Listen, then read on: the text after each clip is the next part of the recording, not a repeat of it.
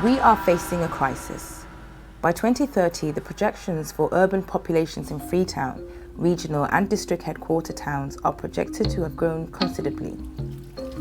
These urban populations are now continually experiencing vastly insufficient water supplies during the dry season. Although there has been some recent improvements within the wash sector, the rapid growth in our cities has left our natural environment, city planning, and dilapidated infrastructure requiring urgent policy, modernization, and investment. The urban roadmap we've spent quite some time developing it. It's going to be like a compass for us. It will set out the pathway to help transform the wash sector, to deliver better urban services.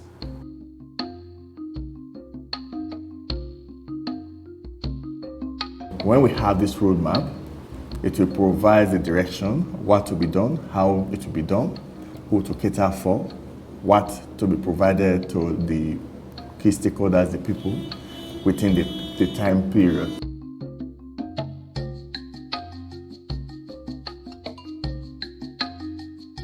Phase one is really around encouraging government to do what they can with what they have, focusing on making the sector more efficient, more effective, and more unified.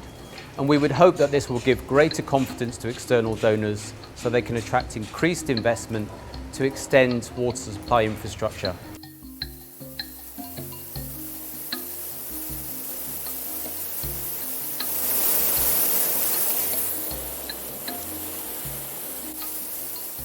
This facility here is the main facility we have for Freetown. So the first thing we're trying to tackle is address the leakages. If you go to Freetown, you see all these long spaghetti lines that have been put in over the years.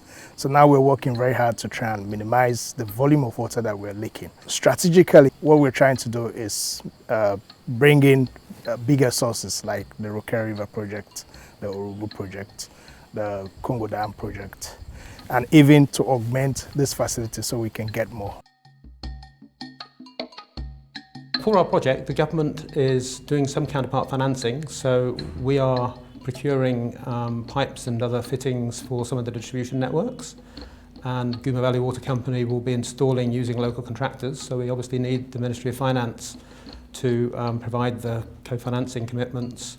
We also need their support on the payment of compensation to project affected persons under the project, and that calculation is being done at the moment.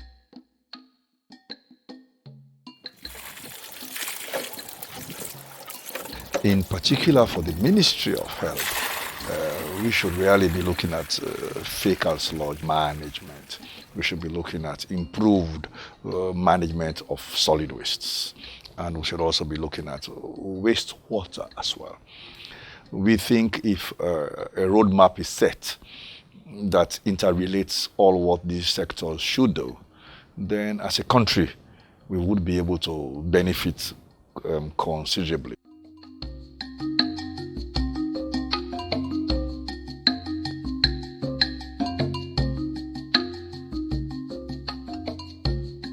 We are thinking about establishing offices at the provisional headquarter towns, and we want to anchor some of our offices at the local councils, so much so that our officials will be at the councils working with council officers working on WASH.